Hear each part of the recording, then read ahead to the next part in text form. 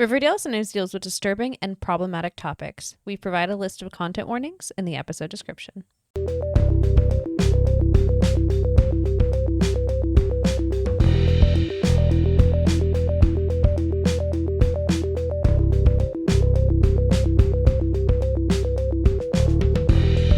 Hello and welcome to Dead Ends. I'm Emily. I'm Brenton. And we have 2 new episodes of Riverdale for you. And thank God, because I literally didn't want to watch this week. I was like, we should just give up on this podcast.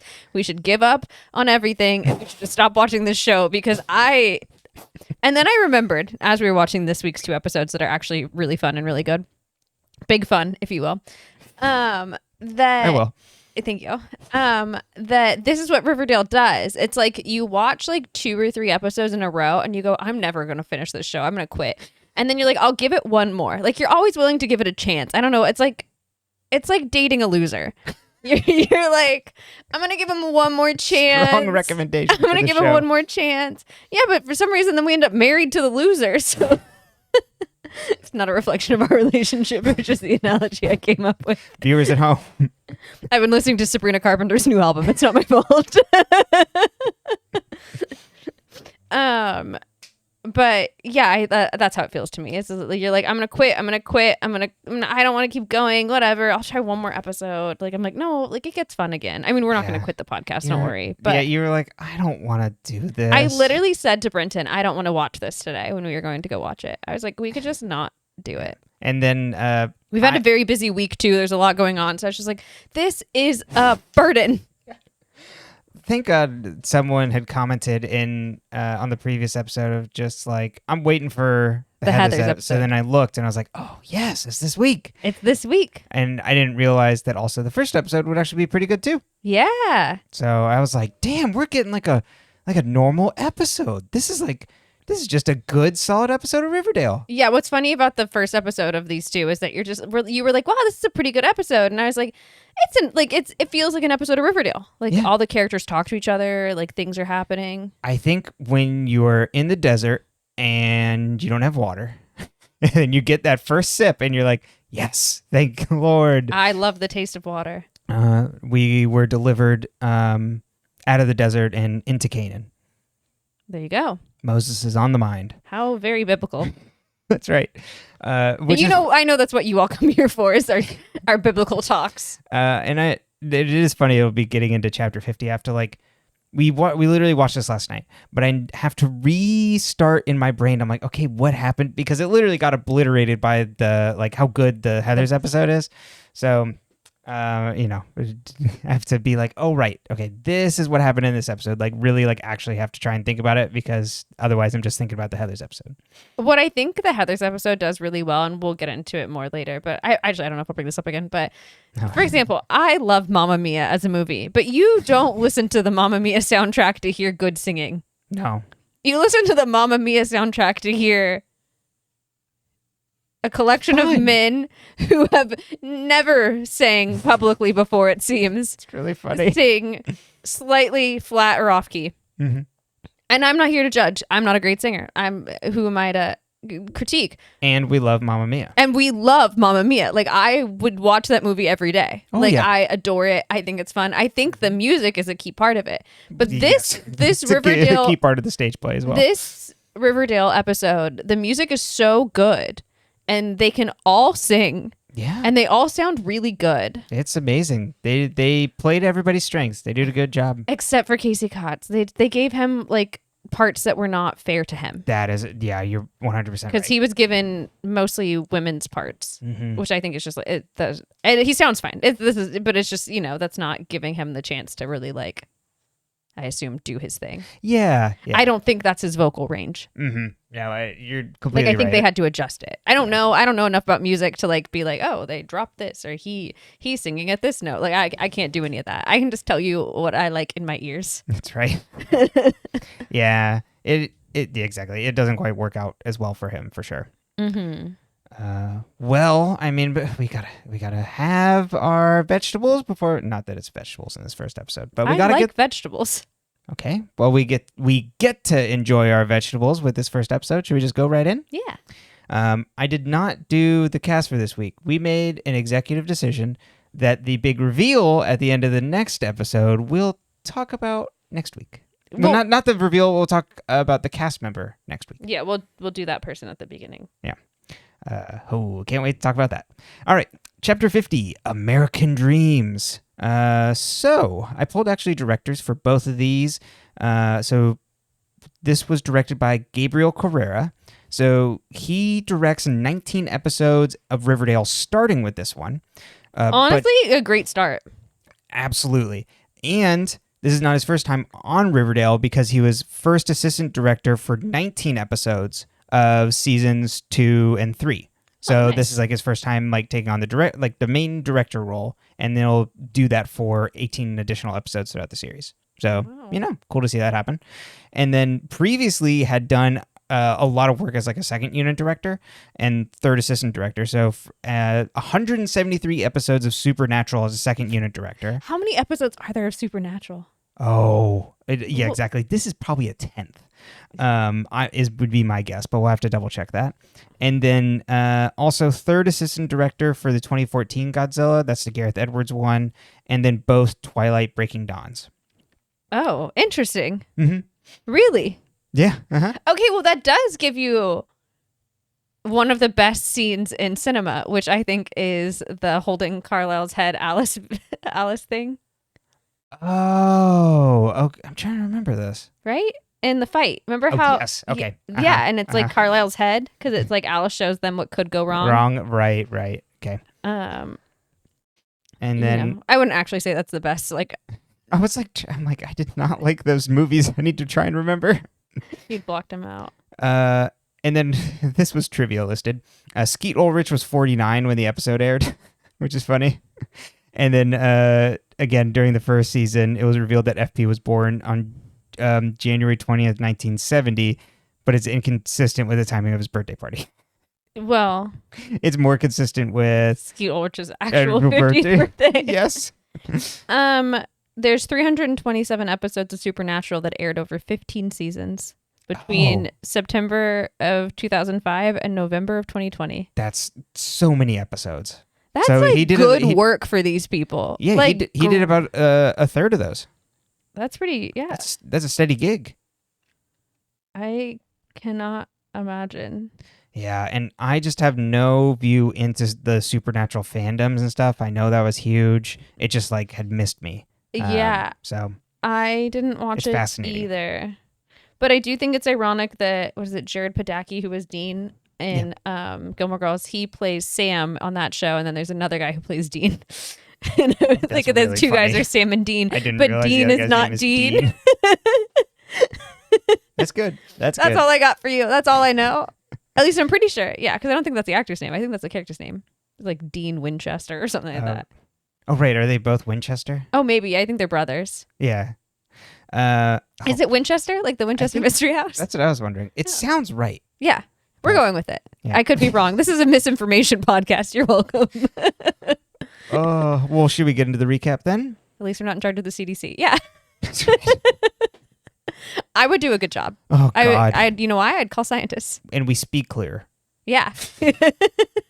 And I've never killed a bear. Yeah. And if I do have brain worms, it's undiagnosed. Oh, God. I guess we are a misinformation podcast because he's technically not the head of the CDC. He merely installed someone after they forcibly removed the woman who was the head of the CDC. I really am just like spouting misinformation left and right today. It's insane. It's God. Yeah. What, HSS, I think, is RFK Health Jr.? and Human Services. Yeah. Fun times in the world today. We're so glad you're alive, and hopefully you're healthy right now, and hopefully you stay that way because can't rely on any vaccinations. Maybe start wearing a mask again. That's what I think I'm gonna do. Yeah, I know it's not comfy. It's a little hot. It can be a little uncomfy, but it could also be like hot for yours. That's right. We're gonna make masks sexy. I'm gonna start posting thirst traps in KN95s. Hey, listen, I'll talk about masks being sexy in relation to a sex scene in this later on. Not the type of mask you're thinking of right now, but we'll get there. Just a little teaser for the recap A little for you. blindfold action. Is that what you're talking about? Well, related, but it's not the blindfold. It's related to that scene. Okay. We'll get there. A little teaser to listen in. It's the day before FP's 50th birthday. Gladys tells the family they're going to go for a ride, and she flirts with FP. Jughead is happy seeing the family all together. Gladys takes them to the Cooper house because she bought it. And then Alice steps out, and Gladys is like, wait, what the hell is Alice Cooper doing here? Which is such a good reaction. The Jones family comes inside to see that there's big burns on the wall. Thank you, Betty. It looks really ties the room together. Sorry. Allegedly. Jughead says they can't move in there because it's Betty's house. FP also wants to leave. And they're like, because FP's probably also like, we killed a person here.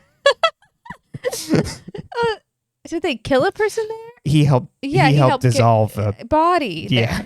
He didn't kill anybody. That's true, but he's like, I don't really want to be here. Yeah. Alice insists that they're and also, he has a situationship going on. Alice insists that they're leaving the house behind. Outside, Jughead invites Betty to live with them, but Betty's like, I'm just going to go stay at the lodge. It's just like kind of weird, like to move in with your family at my own home. Because I don't know your mom. Yeah. What I think is hilarious is like Hiram Lodge has never fucked with Betty. No. So he respects Veronica's girly friends. He just doesn't like Archie. That's true. And so I'm like, I guess if you're not on Hiram's bad side, that's the place to be. Totally. Yeah. You get Can't have Archie over, but no, well, now you can. They're turning over a new leaf, and I do like their dynamic in this episode, and I will have more to say about that. The two of them meet with Archie, and Jughead shows him the Warden's Kill the Red Paladin card, and Archie has an idea of who printed the cards. Cheryl booked her and Toni for a spring break trip away, and Tony's like, actually, me and the Pretty Poisons were going to go on a road trip, and Cheryl is upset, and then we're upset that now it's Tony's turn to have her head up her ass. What I really don't understand is isn't Cheryl in the Pretty Poisons? Yeah. So is she not invited? Exactly. Did Cheryl not get her permission slip signed? Archie. Cheryl owns a house. I mean, yeah. She has Nana Rose. That's right. No, you can't go. Archie visits Hiram and shows him the card. Hiram insists the quest was all in the past, but confirms he's like, yeah, I did print out the 12 cards to Warden I printed Norton, out 12 of them. and then 11 other cards to the wildest people I could find. No, he printed out 12 of them and he gave 9 to someone and 3 to Warden Norton, or I can't remember. 9 to the men and 3 to the elves. How many went to the dwarves? That's exactly what I was thinking. I can't remember. I think it's 5. How many rings were there? A lot of rings. Oh, but 1 ring to rule them all? That's right. 1 ring because he forged it in secret. I have not read the books. I am going entirely off of the opening dialogue of Fellowship of the Ring. Or any Stephen Colbert page if you stay on it too long. Yeah, if he was listening, his eye would be twitching. You don't think he listens? Steven, I'm so sorry about your show getting canceled. Honestly, though, it's the only thing my aunt watches. She's really mad. Yeah. Bring it back for her. You don't understand my Titia? She's not going to like this. Mm-mm. Hiram helps Archie out by pointing out the hot spots of Fizzle Rocks where more fanatic players would play. And that's where he would, where the cards would potentially be. Also, there's a quote in here where Hiram's like, how you doing, Archie? And Archie's like, I was doing pretty good, Mr. Lodge, until a homeless kid tried to stab me in my house. Okay, these 2 episodes have some of the best dialogue they've written all season, besides Veronica's I'd know those abs anywhere. Oh, yeah. Mm-hmm. Cheryl visits Le Bon Oui with baked goods for Toni. She finds Toni and Veronica singing karaoke downstairs of Call Your Girlfriend. How dare they use Robin in this way? How dare they hurt me with Robin? Mm-hmm. Call Your Girlfriend, one of my favorite songs. But having Toni do it? Behind her girlfriend's back and not inviting Cheryl to karaoke? Yeah. Cheryl would look so hot singing Call Your Girlfriend. Absolutely. God. It makes me so mad. Don't get me wrong. I think Veronica should get to sing it too. Everyone can sing Robin. It's not Veronica's fault. No. But Alice tells FP she's upset about him being with Gladys, and FP's like, well, I'm still married to her. And Alice asks if he loves her, and he's like, well, she's the mother of my children. And she's like, well, do you love me? And he says, it doesn't matter now, it's over. So we know he does love her. Yeah. They do a really great job with this scene because it is the most soap opera scene I think we've gotten in this show. But look at who's in it. Exactly. Like that, they do a really good job. That's like what the I'm actors. saying. I'm like, yeah. they're nailing this. Like, and I say a soap opera scene just like in the actual, like, as you'd see on TV, like the genre sense. Like, not that's not like a, it's in a good way. Like, they really do a good job. Soap opera is not a derogatory term on this podcast. Exactly. Reggie asked Veronica to be her business partner, wink. And she's like, well, I don't want to start a partnership because of all my debts, and I don't want you to have to take on any of those burdens. Jughead asked Gladys where she got the money to buy the house and why that one, and then why she also brought in the gargoyles, and he also says they haven't even had a single conversation since she's been back. Gladys says seeing them all in Toledo made her want to come home. Jughead asks if that's true, and she said yes. She asked him to give a speech for FP at his 50th birthday. FP, along with Tom, swears in the Serpents, and they are quite literally junior explorers because they're going to do ride-alongs with all senior officers. They're junior detectives. That's right. Jughead and FP drive the car around town, and FP is excited their family's working out and moving into a real house when they get a call on the radio. Turns out that someone hopped up on Fizzle Rocks threw coffee on a waitress at Pops. Effie's like, someone's trying to restart the drug trade. And then Jughead stares down Veronica like, I know who it is. It must, like, in his head, thinking, like, it must be your dad. And she's like, I wonder who. And she's like, it's your mom. Cheryl finds out that Toni gave Nana Rose an envelope of cash for rent and then disappeared. Veronica hands Reggie another envelope of cash, different, and he's pissed she's treating him like just an employee, and she uses her girl boss voice to tell him to go let off some steam. Betty, Jughead, and Archie plan to try and find all the Red Paladin cards, and they head to a comic book shop, and the DM recognizes the Red Paladin card and says it was delivered to them by a man in a mask. Someone now has the card who's not there, but they're preparing to attack Archie. Betty stays over at the lodges, and Veronica's like, okay, thank God you're here. I have to tell you about Jughead's mom. And we also get a reference to Sunset Boulevard about the Fizzle Rocks making a comeback. I was very proud of myself for recognizing the Gloria Swanson reference. Mm-hmm. Betty, Jughead, and Archie strategize. Jughead thinks that they can try and modify the quest for the players. Hey, you got to think like a DM. They'll have Archie defend a quote-unquote mountaintop like King of the Hill for 12 hours. And after that, if he succeeds to defend it, his mark will be lifted. Archie runs off to find a spot to defend. And then Betty and Jughead are left alone. And Betty's like, I have some news about your mom. And Jughead doesn't like the sound of it. And he's like, I'll look into it, but I can't have you help me. One of my favorite things about the scene before the Betty and Jughead part is when Jughead's like, do you remember that game we used to all play when it'd snow and Archie'd be up on a hill? And, Archie's like, yeah. And Betty's like, no. And I'm like, I am Betty and Betty is me. I'm like, I remember so much about my childhood, but like some stupid boy game, that wasn't going to stay in this thing. You two tackling each other? Hell no. Where Archie would always win? Sounds about right. A game where, no, I was probably doing his homework. Right. Archie visits Hiram to ask for a spot to defend. And Hiram's like, aha. I do have the perfect spot for you. I've been playing Monopoly. Exactly. I have an entire city block with a rundown boxing gym and gives him the keys. Jughead gets the serpents. How big is Riverdale? Apparently ginormous. There's a lot of empty space, but then like one high school. Right. Now. Well, or when they talk about two. the other one, City High or whatever, but is that not in Riverdale? I assumed that it wasn't in Riverdale. Oh, the one like Cheryl rattles off a bunch? Yeah. I assume that's not in Riverdale. Because remember they split the South Side students between there and Riverdale. Oh, that's true. Yeah, of course. I didn't think about it, but I was like, oh, that must be like a different city and you're like right on the Have line. you noticed also that at Riverdale High, there's no one except for all of the people that are the same grade as these people? Like, there's no upperclassmen or lowerclassmen that we ever talk to or see. They have their hands full with just this class. This class alone is just moving through Riverdale. That's right. And then another 4 years, they usher in a new. Like, everyone's the same year. Yes. Contrary to how at the beginning of the show, wasn't Jason Blossom like 17 when he went missing? Mm-hmm. Yeah, there was different ages, and Polly was a couple years older than Betty. Yeah. We've lost the plot on high school. We've lost the plot on time. Yeah. And they did that pretty quick. Oh, yeah. I don't know what happened in between season 2. Well, yeah, we lost it in season 2. Like, they're just like right out the window. But also... Even season 1, like, the ages already didn't make sense. Mm. Like, if we're supposed to believe that Cheryl and Jason are twins. and she's in all their classes, but he's 17.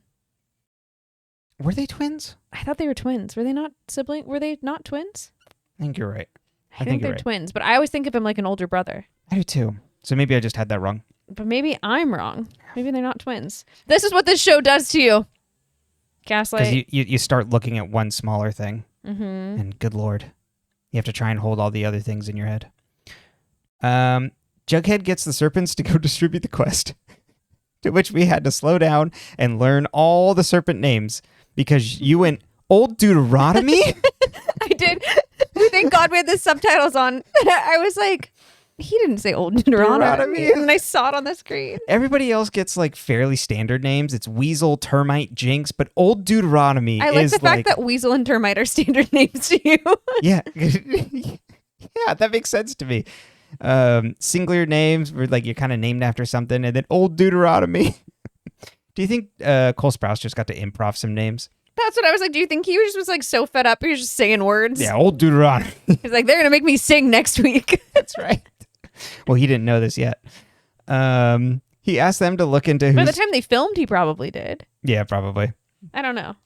Maybe it was at the table read. We'll get around to that. He asked them to look into who's starting the drug trade and to come to only him with information.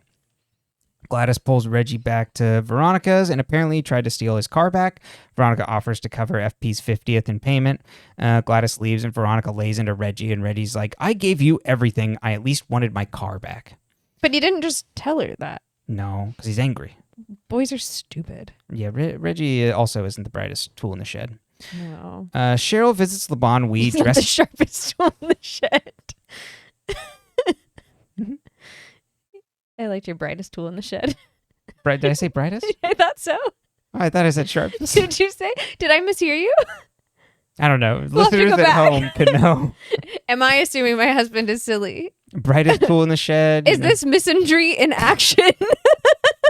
This is what happens. You bring Sabrina Carpenter to their house. I totally could have and thought I said sharpest. I just was like, wait. Cheryl, was this a joke? not intentional. You'll have to tell me when you listen back. Okay. Cheryl visits LeBon Wee dressed to the nines, and Tony's like, why are you here? I'm working. And then Cheryl's like, I'm just here to gamble. Archie waits for his opponents as a group of knockoff DC villains rejects come in. Everybody's wearing like either like leather armor and like someone's dressed as a minotaur. Other person's got like a hood on. This is like if the fucking nerds at your school were like, we're going to go start a fight club. And they were jacked. Yeah. Archie goes... Which is crazy because aren't they all supposed to be doing jingle jangle? So I'm like, how are you this jacked and doing like an addictive drug? Listen. Like I can't get shit done and I'm not on an addictive drug. Some people are high function. Archie goes through a series of fights and puts 3 people down. Cheryl cat burglars into LeBon Wee late at night. Tony catches her in the act. It was like, oh, you were trying, I knew you were coming into casing the joint and you wanted me to know. And then Cheryl's like, well, what are you going to do about it? And they end up hooking up. And this is where I will say, related to my mass comment at the beginning, someone was very crafty on the writing team to sneak in their Batman and Catwoman fanfic in here. This is the exact same dynamic where it's like it's Batman and Catwoman and it's like you wanted me to find it, you wanted me to catch you, and she's like, well, what are you gonna do about it? And instead Batman is like, trying to act all stoic because secretly underneath he looks like the meme of that kid with the vein popping out of his forehead because he wants to kiss her. But instead on this it's yeah, no, it's hot. It's the best sex scene on the show, I think. Oh yeah, by far. And what I think it does so well is like there's a scene, I made Brenton rewind it. There's a scene where Tony puts Cheryl's hand in her back pocket. Are you going to get to that? Oh, no, I was going to say it's literally this one. Oh, yeah. That's what I mean. Like, it's in this scene, she puts Cheryl's hand in her back pocket. And I was like, that's such a fun way to also show, like, someone very, like, willingly consenting to something. I mean, Tony initiated. She starts unzipping Cheryl's outfit. It's not like, this is very obviously consensual. But I was like, that's such a fun idea. Like, that's a very, like, fun way to show romance in a show. Absolutely. Yeah, and I think just the writing around this is like so good. Yeah, it's the best scene the two of them have had in probably a year. Right, because you get this. Except for when they first came back from their road trips and they were all over each other. Like, I loved that too at the beginning of the season. Yeah. Oh, well, there we go. Every I time. know I gotta turn it off. I can open another booster pack. It actually doesn't really pick up on the mic. So sometimes if people are wondering, that's the Pokemon TCG Pocket alarm going off every 12 hours. Every 12 hours, Brenton's phone makes a little dinging noise, and then he looks like he's spun a roulette wheel and won. And I'm like, do we need to have an intervention? It's only 12 hours. It's all right. I need my dopamine 12 hours a day. Do you hear yourself? Their sex scene is intercut with Archie's fight scenes. Archie beats up 11 people when the guard from Juvie comes in with the final card. He beats up 10 people. There's only 11 10. because they have the 12th card. Right. And then Archie finally finishes off the guard and wins. Why does Jughead have a microphone in a room full of 12 people? You know, you can't say he isn't theatrical. Cheryl and Toni hash out their feelings post-coitus, and Toni says she feels too cooped up because it's only Cheryl's space at the Thistle House and doesn't really feel like it's all a little bit of hers. And Cheryl's like, well, it sounds like you regret moving in with me. And Tony's like, well, maybe it's too fast. And then Cheryl storms off angrily. I'm like, God damn it. Archie tells Hiram the quest is finished and goes to hand back the gym keys. Hiram's like, no, keep the gym. It's my way to make amends. Veronica asks Reggie what's gotten into him. You little stinker, what's going on? And then Reggie's like, I want to go steady and be respected by you. And he asks if they'd be dating if not for Le Bon Oui. And Veronica's like, well, probably not, but like, I'm glad we are.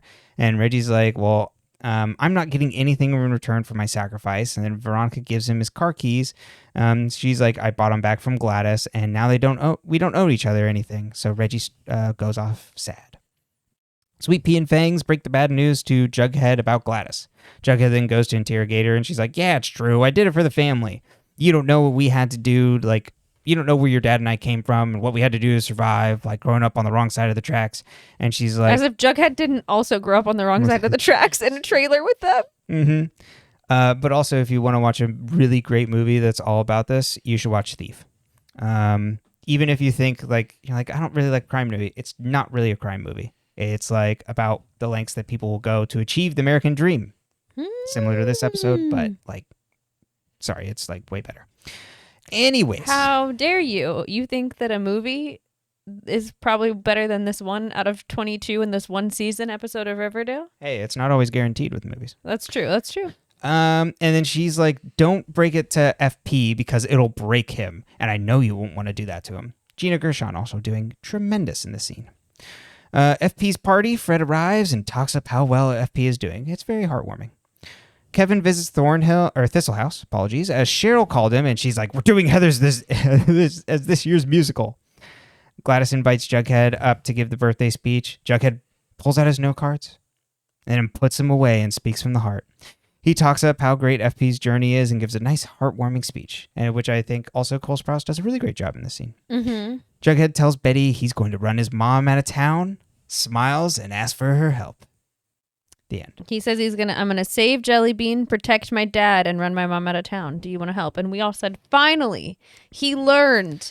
That is, yes. That was the best part of the whole episode, except for the sex scene, because you were like, oh my God, someone had an arc. Yeah. Someone learned something on this show. And it wasn't just Betty learning bad news. Someone learned something, like a lesson.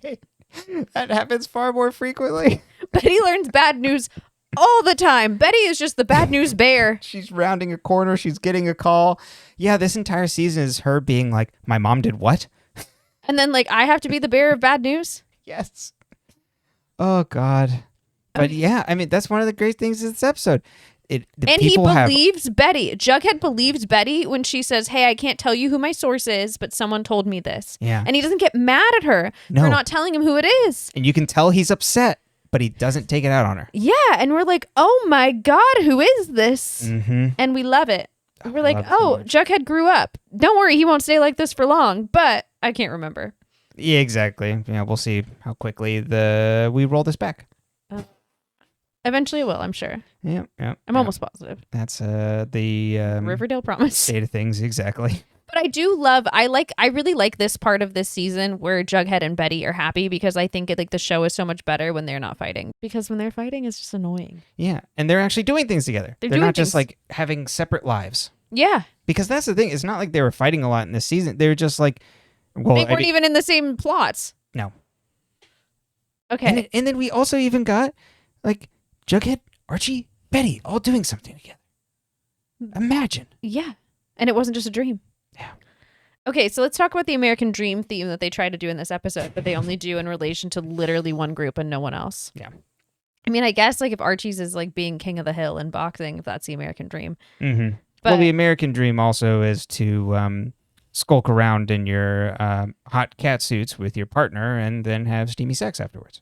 And be a little bitch like Reggie. Poor Reggie. Poor Reggie. He's not. I was you know. Yeah. I'm over it.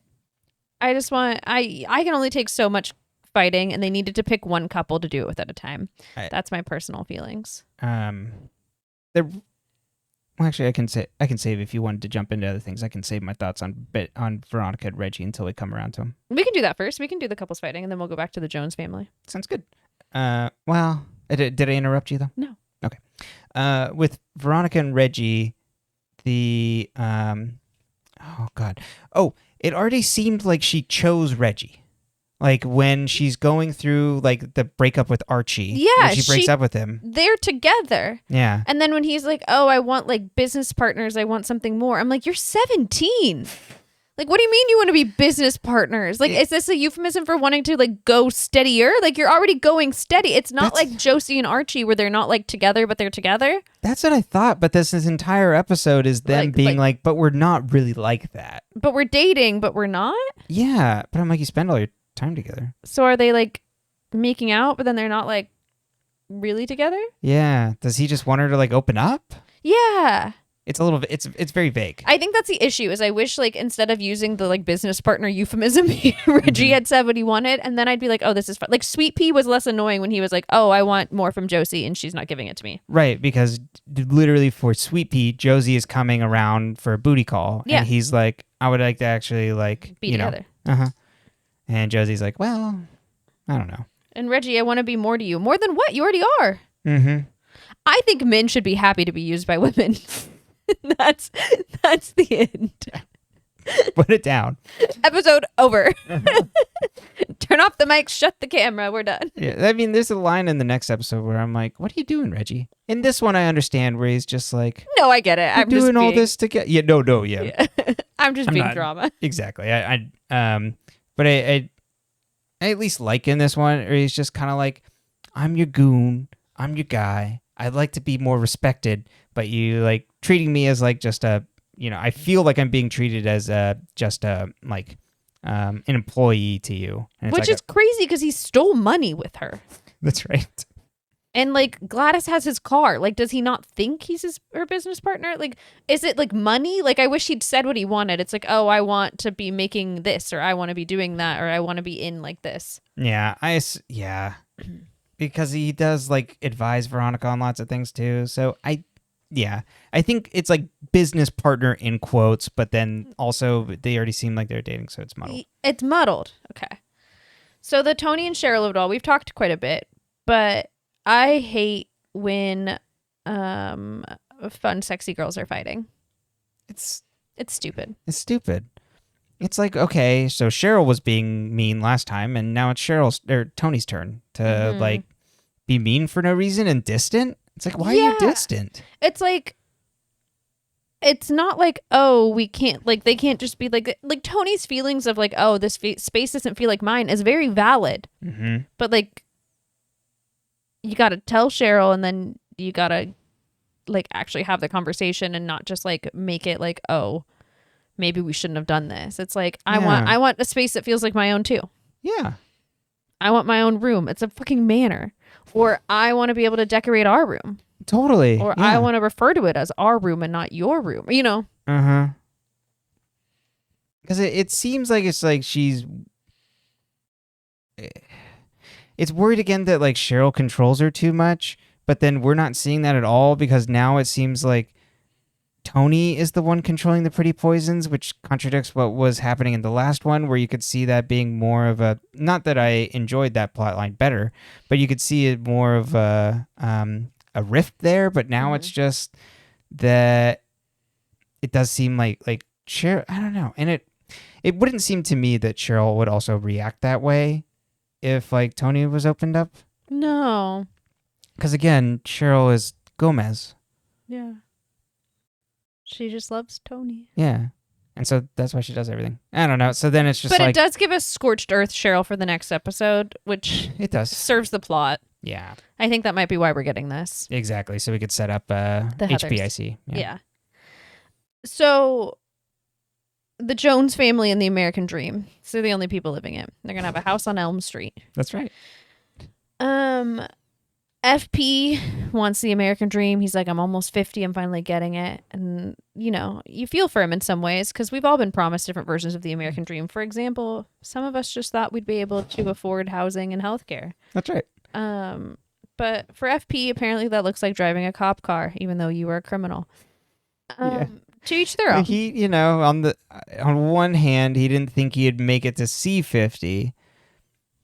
On the other hand, I don't know if this is maybe the path he would like, but that's what the show is telling us. It's like, wow, look at how good it is for you.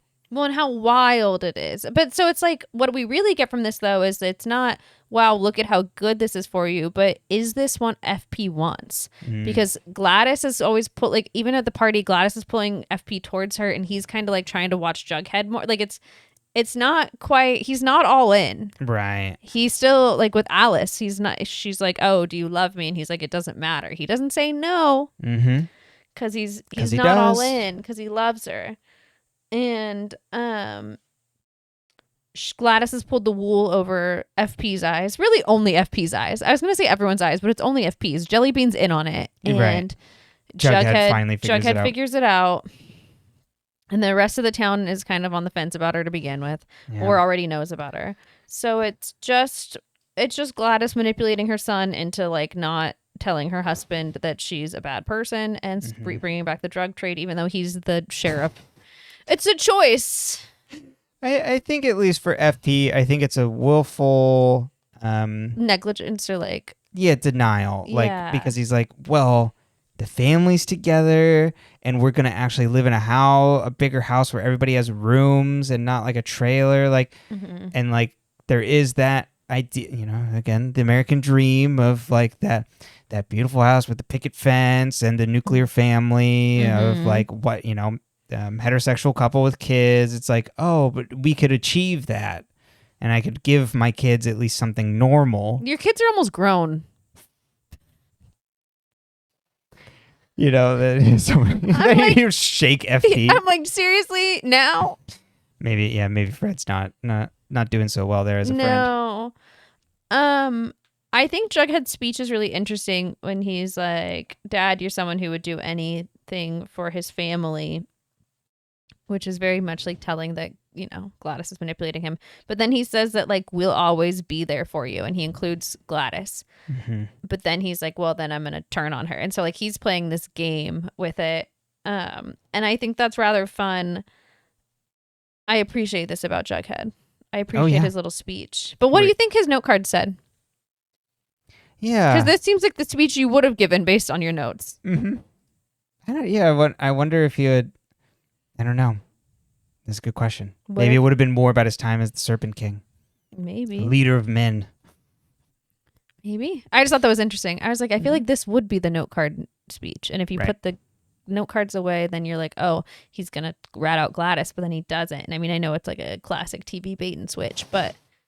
Okay, on that note, the thing I think of every time I see this in Stella, the TV show that ran for 1 season from Michael Showalter, Michael Ian Black, and David Wayne. There's an episode where Michael Ian Black is running for like the president of like the apartment building they live in, like their HOA essentially.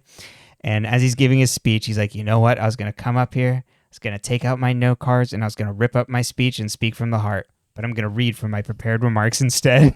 That's so That's funny. what I think of every single time. I love it. Then we have Archie, the Red Paladin. Yes. On his Iron Mountain, where he has to defeat 11 of his evil exes. That's right. I kept thinking of Scott Pilgrim the whole time. I was like, oh. Pilgrim. That's so funny. So after all this happens, you covered it. I don't think there's much to dig into with this. Hiram gives Archie the boxing ring. Mm-hmm. Or not the ring. It's just the ring. Just the ring. You don't get the building. The building.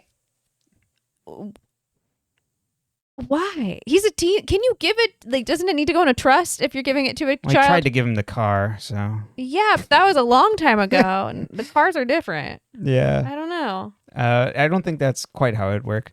But I love their dynamic in this of, like, he's now, like, they can, like, they're, like, at a truce. Mm-hmm. So it's like, again, I'm thinking of comic books of, like, you know, your hero has to work with the evil villain for, like, an episode or an issue and stuff. It's like Hunger Games, like Snow doesn't and Katniss, like, agree to not lie to each other. So, like, at the end, he's like, she says something and he's like, I thought we agreed to never lie to each other. And that's how she knows that, like, oh, you know, Coin is the one who killed her sister and not Snow, basically. But yeah, like, Hiram, like, has to, like, is, like, willfully helping him out on this little thing, and he's like, yeah, I set it up. Hiram started also, okay, what's crazy about this, what's so out of pocket, is that Hiram's like, well, yeah, I did do that. Like, I can tell you where to find the people. Like, maybe. I'm like, why don't you solve the problem? See, that's what, he's not, like, fully, like, invested. Like, he's like, we're at a truce, Archie. That doesn't mean I like you. It's very interesting. It's so good. I love it. And then he's just like, okay, yeah, I was trying to kill you. But, like, but you're not dating my daughter anymore, so it's fine, I guess. But exactly. For now, I'll help you a little bit. I'll give you, like, some things. I just won't make it go away. It's crazy town. It's so good. I love it. Any other thoughts on this episode? No, that is it. Are you ready for some big fun? Let's do it. Big fun. Big fun. I will say, I have been singing the songs from the Heathers the musical since we listened to this last night. I woke up singing 17 in my head. It's been in my head. I went to sleep singing 17, and specifically 17 for some reason. Yeah, it's an earworm. It's an earworm. It's in my head. It's pretty. It's a pretty song. Yeah, and the other song is Beautiful, right? That's what Beautiful. they open up with? Yeah, that's the opening one. Yeah, just at least the chorus. Right? I always have Candy Store in my head, but I had Candy Store in my head before this. Like, when it came on, I was like, oh, I think about this song all the time. I think about the sound effects. Every time she moves her arms. Is that in Candy Store, or is that the other song with Toni where she's... Dead Girl Walking? That's Dead Girl Walking. It might be Dead Girl Walking. Yeah, because Candy Store is when they're doing the dance-off. Yeah, they make her do the awkward, like, boob choreography, and they make, like, wind sounds, and you're like, what the fuck? All right. The moment is here. Chapter 51. Big fun. Big fun. Big fun. We're not going to sing for you this whole episode because I told Brenton we should do a musical episode. We can't sing. No. So it would be really... I'd be so flat. It would be really awful for all of you. And it'd probably be really awful for us. Oh, yeah. I wouldn't be good for my vocal cords. Your vocal cords are what you're worried about? No. Not your anxiety. Actually, you know what? It'd be the worst. Me having to listen back. Yeah. Anxiety. Stress. Yeah. I'm just thinking my ears. Oh, God, Brenton, you're so flat. Anyways, this episode was directed by Maggie Kiley. They've done 3 episodes of Riverdale, including season 2, Death Proof, which is the Drag Race episode. Great episode. Also does 2 episodes of Katie Keene, 2 season 1 episodes of Sabrina, 3 episodes of PLL Original Sin, 1 for season 1 and 2 for season 2. So lots of work with Roberto, and then also did a few for Ryan Murphy Productions. So Scream Queens, American Horror Story, and American Sports Story, which was that recent one. I didn't know that was a thing. Yeah, it's on. I just lost the name. Crap! It was the football player who killed someone. Oh my God. Yeah. Never mind. You know what? We're not going to go down this road. Yeah, I can't remember. Anyways, Heathers the musical. A little background on the actual musical. It's originated from like 2010 and moved to Off-Broadway in 2014. And it gained like a cult following after that 2014. So like high schools started requesting the licensing for them to be able to put on plays and things. So then they created an abridged PG-13 version, which is what the production uses for this episode here, like of like stripping out a lot of like bad words and things, like most of the profanity, big fun, dead girl walking, and the majority of the songs have rewritten lyrics. And there's even a new song to replace a song in the show called Blue, called You're Welcome. So I thought that was really funny. So yeah, and if you listen to the original soundtrack, you're like, oh, I see how this would be a problem. Mm-hmm. I mean, it's fun because you're pulling from Heathers, yeah. You know, the very dark R-rated comedy there in terms of violence and profanity. I don't think there's like nudity and stuff in there. I mean, they're talking about sex, but you'd know better than me. I don't remember there being nudity. I watched it early pandemic, 2020. Unfortunately, my brain has a retention of about 7 days. I have like mental images of the movie, but I couldn't tell you like what order they happen in. All right. Shall we get into the recap then? Hermione goes to Principal Weatherby, upset that the kids are doing Heathers, because it's like, you're really going to do a show about like kids going around like killing other kids, like when everything's going on in the town? Well, and there's like blatant homophobia and bullying and stuff, I believe, in it. Yeah, in the movie. Yeah. Mm-hmm. I don't think that's what Hermione's upset about. Well, why is the mayor involved in picking the school play? This is what happens, you know, when it's really funny though. Could you imagine if your town mayor, and let me know if they did, your city mayor or whatever, had an opinion on the plays you performed at your high school, the musical? I bet their kid went to your school. That's crazy town. Also, I should mention actually for the recap, I just tried to pull in plot points to try and like draft this together, because I mean a lot of this is like pause for like musical breaks and things. So just trying to get like what are they trying to tell us through the scene and all that stuff. Kevin stands up for the decision and triggers the first song. Kevin sadly puts up a help wanted poster for a new bouncer. Veronica. Crap, sorry. I was reading ahead.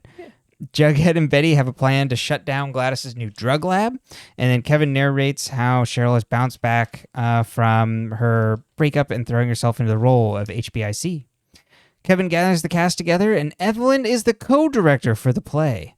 Josie is playing Veronica Sawyer, Sweet Pea is JD, and Toni, all of a sudden, is the choreographer.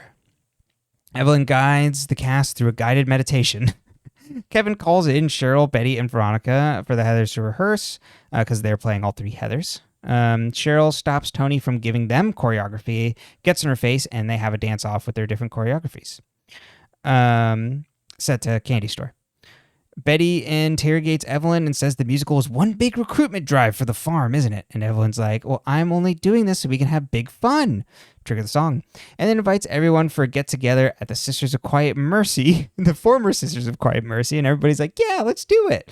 And then it's like, hey, just to like get in the mood for it, everybody should come in costume.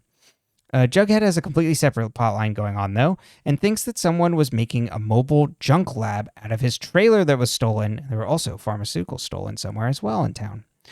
Veronica comes home and finds her parents morose. They announce they're separating. Hiram is going to go stay at the Five Seasons and leaves. Hermione's like, well, he found out about me selling his drugs. But then I put like in parentheses, but apparently not about her and Minetta. At the party at the Sisters, there's... the background details in this number is incredible. There is someone handing out drinks wearing like a cardboard like Gargoyle King headpiece. If anybody attending the party did not think that they were just, the farm was evil. And then there's also in the middle of the room, the tub that they tried to drown Alice in. There's also just two people sitting in there. I'm like, those poor actors getting so cold while everybody's singing. They break into big fun. Everybody parties and sings. Veronica and Reggie get into each other. Sweet Pea finds Archie and Josie together. And then Toni arrives and Cheryl looks sad. Reggie and Veronica catch up post-coital back at her place. Reggie says, maybe we were meant to be together. And Veronica stays quiet but kisses him. Evelyn gives Kevin a drug brownie. She then points him down the hall for water, and he finds, as he's getting water, he sees Midge pinned up on the wall with a note that says, "It was your fault I was killed." The next day, Evelyn leads group therapy, and Kevin leads off by saying he's haunted by Midge's ghost. And then Fang's like, "Me too, but I've been having nightmares." And Imagine having like a school play where they're making you come in on a weekend and you're hungover, or I don't know if this is school and they're just hungover at the end of the day still. Yeah, and they had like a party on a Tuesday. They had a party and then they're all hungover, and then some annoying ass girl is like, "We're going to all have group therapy right now," and everybody just gets super vulnerable. and everybody just does it. Yeah. And well, I mean, not me. I would have thrown up. Kevin was the single domino. Sweet Pea's like, well, I'm using my words to say I was upset seeing Archie and Josie together, which is news that they are together to everyone. So Reggie's like, "Oh, you only cozy up to me, Veronica, because Archie has a new girlfriend." And Veronica's like, "No, my parents are divorcing." And it's like, "Oh, well, I feel like the asshole." It's so funny. Archie talks to Josie alone and wants them to be official, and Josie thinks they're just only filling a void because they're both two lonely people. Reggie asks Veronica why she didn't tell him about her parents, and she's and like what they're doing here, and like, you know, not going steady stuff. But she essentially tells him, it's like, "You make me feel better," which I go, Reggie, take the W, move on, and comfort her. She's in a very bad place right now. Nicest thing I would ever say to anybody. I know. You make me feel better. I would give someone that kind of power. Are you kidding me? I'm an Aquarius. You don't make me anything, Reggie. You sit the fuck down. She's having a rough time. She can't sort this all out right now. But he goes, "Maybe we shouldn't be doing this right now." No, he says, "I think we should be," whatever. He's like, "We're not doing this right now." Yeah. He's like, "This isn't something we should be doing right now." Yeah. Cheryl's in the bathroom and we get a jump scare by Evelyn appearing behind her.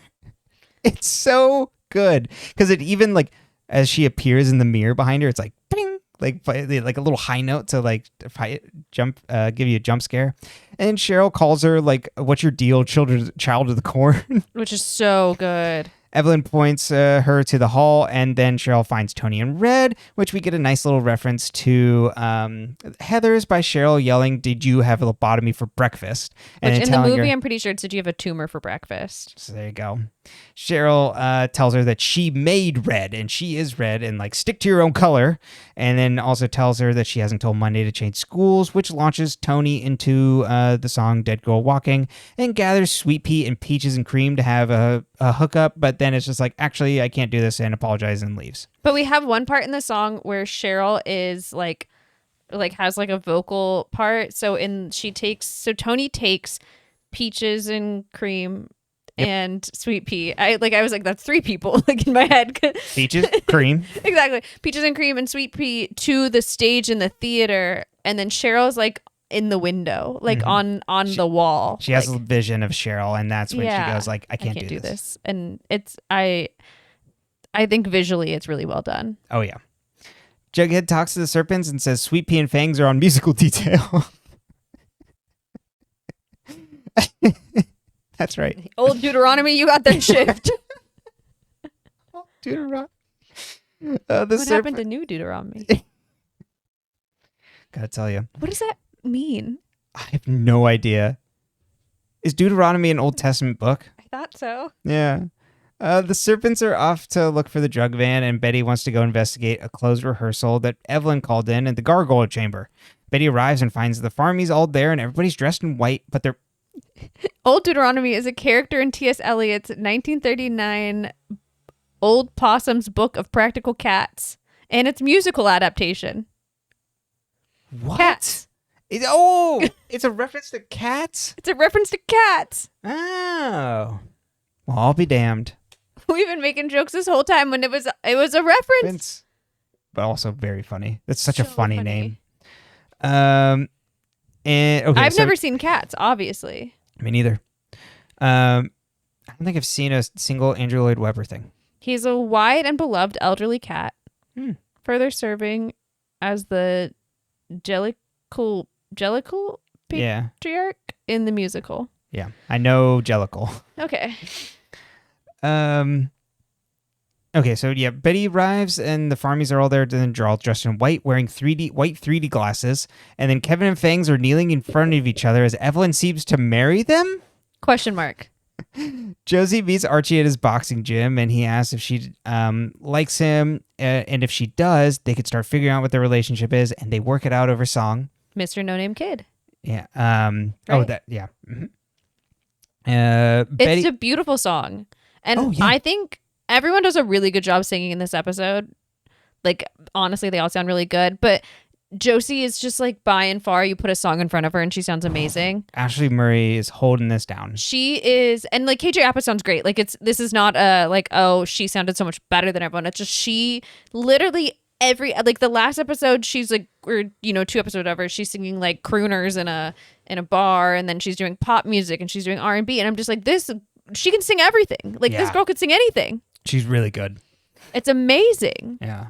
And she mentions, so we'll probably bring this up a couple times. There's a interview that checking with the cast, like the making of this episode, how there's a musical, though it like went out ahead of this episode at W Magazine, and she mentions in it that she came from theater.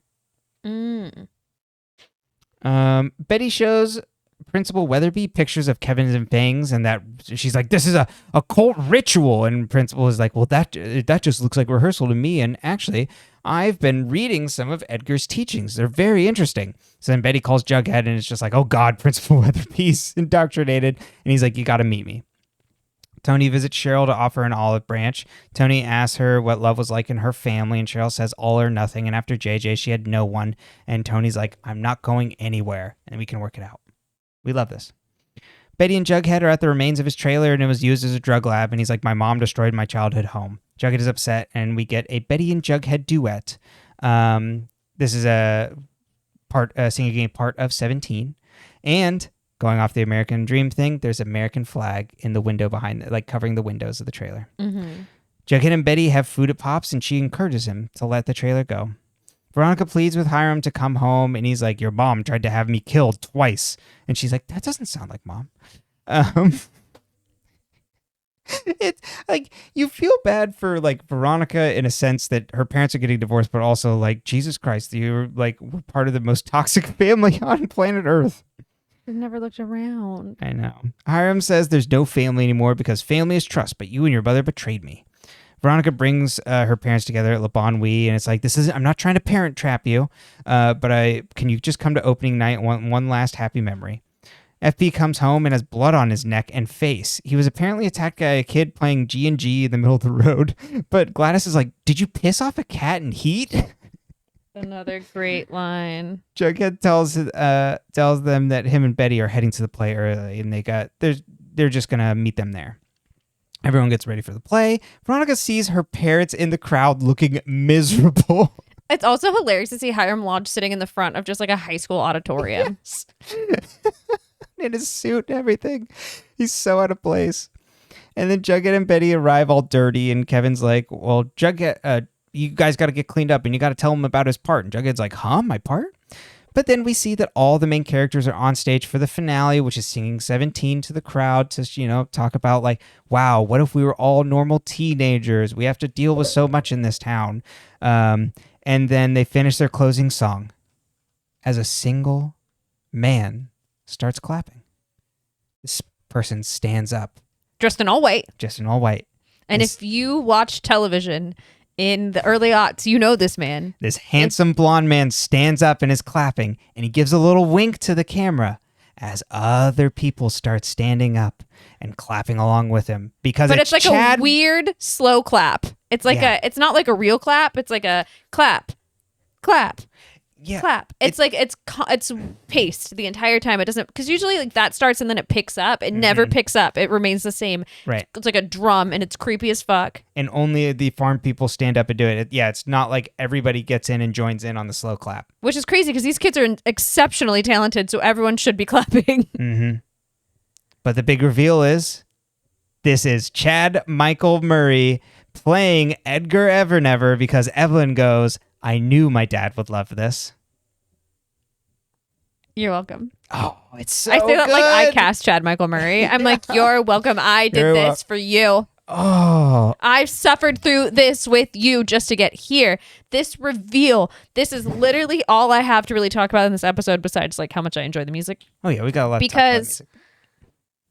17 is I think how they end the musical too, like that Okay, that makes reprise. sense. And the lyrics aren't very different. Like it starts with like there's a new sheriff in town. Like none of that has been changed. Like that's they picked songs that matched and then changed a little bit or like changed the meaning, like in big fun. But we'll get to that in a minute. But like anyway, so they do this song that and Betty's wearing a Jughead shirt basically with the crown on it, like a little sweater with the crown. It's this gray sweater, like gray sweatshirt almost.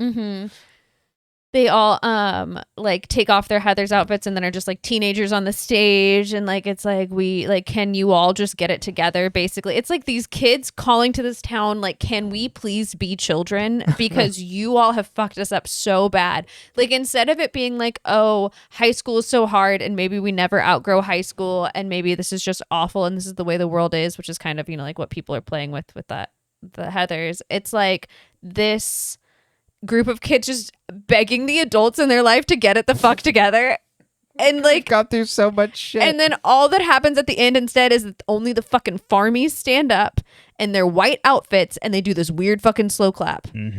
It's like your parents can't help, like they're here and they're failing you. The town exactly. Yeah, they've failed you and now we're all you've got. Yeah, we're in control.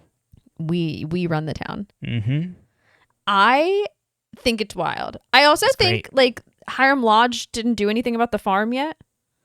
Yeah. Okay. Like, so but that may be something that's coming up later. I don't remember. I don't remember either. But because he said he was going to buy it, the Sisters of Quiet Mercy, and it was going to be something special. So and then all of a sudden the farm has it. So did he buy it and give it to them? I don't remember. Exactly. I can't remember either. So it's like I'm thinking that's something that'll come back up. Okay.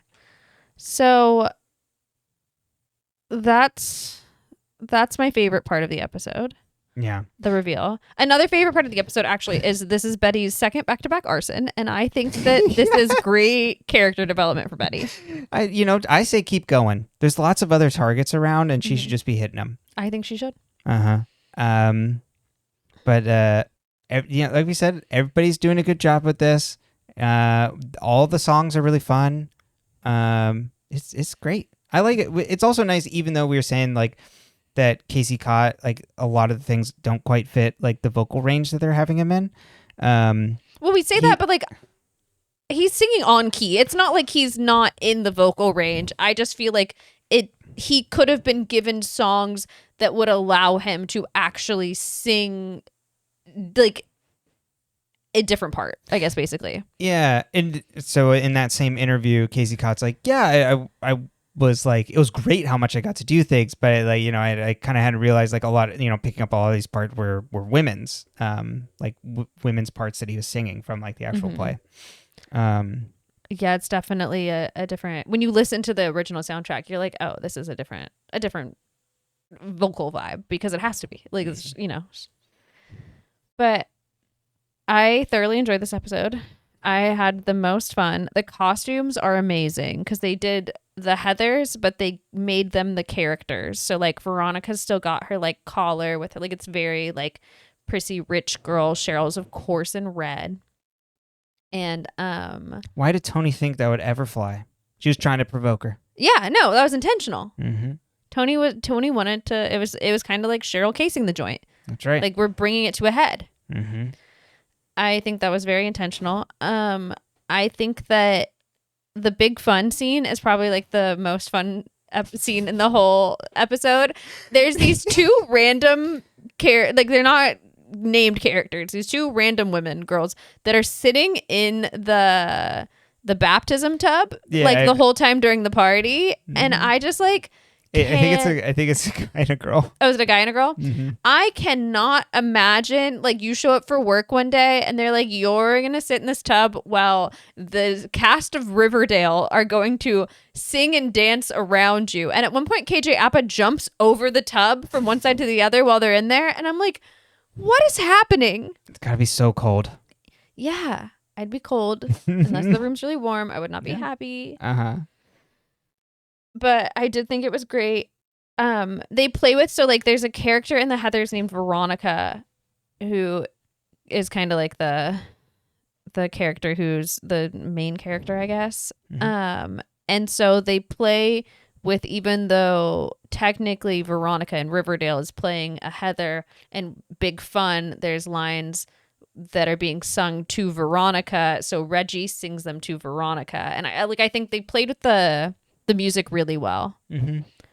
They kind of changed like who sings what parts on 17. I mean, because they added more voices to it and stuff. I just think it was really well done. Mm-hmm. It sounds really good. It was really fun to watch. I had a great time. I love a musical episode in the sense that like I love a well done musical episode, and I feel like when I think of a musical episode on Riverdale, I think of this one. Oh yeah, absolutely. I think this is much better than the. I mean, I like the Carrie musical episode, but I think like everything works really well together on this, like how it interweaves with all the plots, and I think also the main story thread being this one manipulation by Evelyn to try and like essentially like recruitment drive, as Betty says, the Cheryl and Toni like bickering going back and forth. If you're gonna make them fight, make them dance it out and sing in each other's faces. Like you can tell in that scene in Candy Store. Is it Candy Store? Yeah. Mm-hmm. They're having the most fun. Yeah. Like it feels so, even though they're fighting, like it's so fun. Yeah. And then I think you also get character progression through this. Like, yes. Jughead and Betty like coming to a head, like Jughead having to deal with his mom literally desecrating his childhood home for like a criminal enterprise, or in a really gross criminal enterprise. It's not like we didn't really talk about it in the last one, but like she's literally selling and making drugs. Like it's not like FP running the Serpents and like also like maintaining the community in a sense. It's this. There's no defense for this. No, not at all. And because we know it's like the Fizzle Rocks are extremely destructive. And then also like even Archie and Josie, like you're getting like more of like their relationship evolving. I think that's great. I think they have some of the best chemistry in this episode too. Yeah. I think Betty and Jughead do. Like it's very obvious they're very comfortable together because singing in someone else's face like that close is like very uncomfortable, and they're actors, and I get that they're getting paid to do this, but like it's an emotional like duet too. One, it's an emotional duet, but you're also like spitting in someone's face basically when you're singing in someone's face. Like it's not like a casual thing. But Archie and Josie's chemistry in the Mr. No Name Kid and like the duet, I think it's really pretty. I think it's well done. In the article, they talked about the lift they do, but he literally just picks her up. So I was like, I don't feel particularly inspired by this lift, but the director really liked it. Yeah, but that doesn't mean that it's not like I can't pick anybody up for the most part. That's fair. So I'm not here to shame. And also we don't know what they filmed and got cut. Oh, that's true. We don't know what it looked like and what had to be cut for time. Yeah, because the article we're talking about came out before the episode. Mm-hmm. So I thought that was probably the most beautiful duet. Mm-hmm. Though I woke up singing 17 with Cheryl, Toni, Betty, and Jughead. Yeah, because it sounds so good with all four voices. Yeah, and another thing the director calls out was how good Camila, Lily, and Madeleine's voices sound. But I'm like, you gotta add Ashley's in there. Mm-hmm. But I mean, all three of them do sound really good in this episode. Yeah, I think this was a really good range for Lily Reinhart. Like I haven't. She hasn't sung poorly, but she doesn't sing as much on the show. No, compared to like our Veronica. Even I'm trying to think of anyone else sings a lot. KJ Apa sings a lot. Yeah. I guess the funny thing about the two of them, as mentioned again in the article, Lily Reinhart's like, yeah, I'm not pursuing a career in this, so it's really fun we get to do this. And KJ Apa is just kind of like, yeah, I wasn't interested in musicals. Yeah, he's just like, oh, I never really had time for them or whatever. It's like, it's a really funny article. He's like, I never had a moment in the show notes. Oh, I absolutely will. He's just like, it never really come up. And then I think he talks about how like Riverdale, he's like, yeah, I didn't expect to be like doing this much. Oh, absolutely not. And how easy it was for him to pick up the choreography. Yeah. He's like, oh yeah, like it's fine. We just got rhythm. And I'm like, that is not how most people approach choreography. And when you hear everybody else being like, yeah, like it's stressful. It's stressful. He's like, it's not that hard. You were like, as you texted me about this, it was just like he was born for this. He was born for this. This boy should be following around Hugh Jackman, like you said, trying to learn how to fill his shoes. I'm like, you'd be great. I bet he could tap dance. Oh my god. Yeah, because they talk about it a lot. I think also maybe the other reason of why this one comes off so well, at least among the cast, is that the general vibe I get from people, it's like, yeah, it was easier this time around. Now that we know what goes into it. Yeah. I think also there's choreography, but it's not so, there's like Big Fun is like the big production number. Mm-hmm. Because 17 doesn't have like a lot of choreography. It's standing. Like even the reprise that's got all of them. I was trying to think of like, I guess the first song also has a lot of people, but it's not a lot of people doing choreography at the same time together. Like there's background dancers behind Kevin, and then there's like the Cheryl section. Like it just, Yeah, because it's like handing it off as he's like introducing the cast. So it kind of fragments it. And then Veronica and Betty aren't even there, but they have part, Mm-hmm. I liked it. Cole Sprouse's voice sounds really good. Yeah, he did a great job. Because as we mentioned last time, it was like, I don't really sing for the last one, so it's cool to see him actually be able to do it here. Mm-hmm. Probably the funniest thing from that interview, I think the two people I liked the most was like Ashley Berry's just kind of like talking about it really frankly. Because like you understand why like people would be like, I was able to get really into the character and stuff, and she was just like, it's great to like be able to learn the songs. I had a lot of fun, but like I'm not really actually playing like the character Veronica that's like in there, so I'm just kind of doing this thing. Because even the song she sings, I'm pretty sure. Oh no, it is Veronica's song. Is it Veronica's song? I think it's Veronica's song. That would make sense. A lot of the songs are Veronica's songs, though. You know what I mean? Mm-hmm. And then Charles Melton of being like, he just kind of comes off as just kind of like, I do it. I did it because like they asked, like, I don't know how to do any of this, and he's like very upfront about like, I'm like tone deaf. I don't know how to do any of those things, but like, it was cool. Then they like end off of like, would you ever do this again? He's like, I'd never say never, but I don't think if it's a Riverdale gig, I probably will. If it's not a Riverdale gig, exactly. Yeah. It's a great time. Yeah, it's big fun. Actually, the most illustrative thing is what opens the article. Because they're like, when did you find out? Madeline's like, when I read the line of Cheryl saying like, we're doing Heather's the musical this time. That's when I knew. It's so funny. Yeah. So I think they have a very tight window to put these together. And I think they do a really good job on this one. Yeah, absolutely. I think other key notes from this episode, Principal Weatherby is part of the farm. Kevin and Fangs are married. Yeah. Which, like, so at the beginning of this episode, when Evelyn's like, like, Kevin and Fangs have grown closer over this. Maybe they'll grow even closer. I'm like, we didn't have to marry them the same day. Yeah. Like, Jesus. I'm like, let the boys kiss a little. Yeah, you just trauma dumped at each other. You give it time. Yeah. I don't know. I'm just, what do I know? Because I have a very specific cultural touchstone for things. You might have seen on Blue Sky. I could not help but think of Wet Hot American Summer throughout this entire thing. It's true. He was very, and we just recently watched it. Yeah. So Hiram goes, hey, your mom tried to kill me twice and I don't trust you anymore. And I go, why are you blaming your daughter? Yeah, that's not her fault. Also, do you think maybe you did something that made your wife want to kill you? Yeah. Maybe you should do some introspection. You've been threatening her. Mm-hmm. Yeah, I don't know. You have been emotionally abusive. I'm not into it. It's just not, I'm like, well. But I guess, should we really, expect a man who's being emotionally abusive to really like put two and two together on this? In terms of like, how should I change? Mm-hmm. Probably not. No, we can't trust men. The other important thing of this episode is that music heals, because 17 is what brings Cheryl and Toni back together. And we all go, thank God. Yeah. They don't really resolve it in like I'm happy they're back together, and that's that. I was like, I don't want to say anything as if I'm going to jinx it. It's a show that already aired.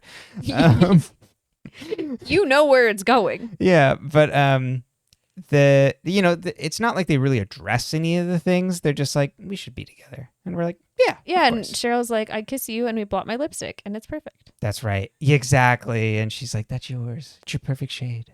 Yeah, because it's the color of her lipstick on her lips. Mm-hmm. It's very cute. It's very cute. It's very cute.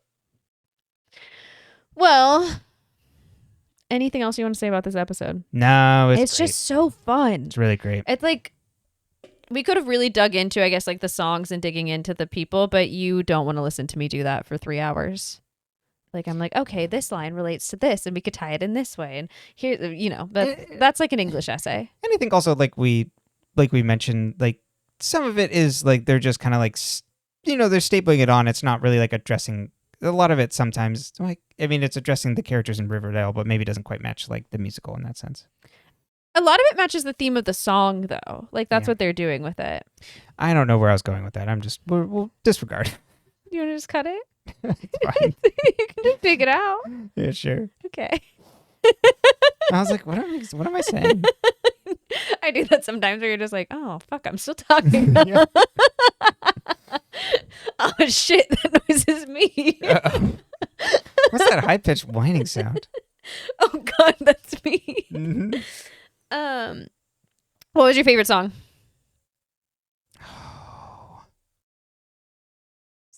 Probably 17, but I do really like, I think the most beautiful, beautiful.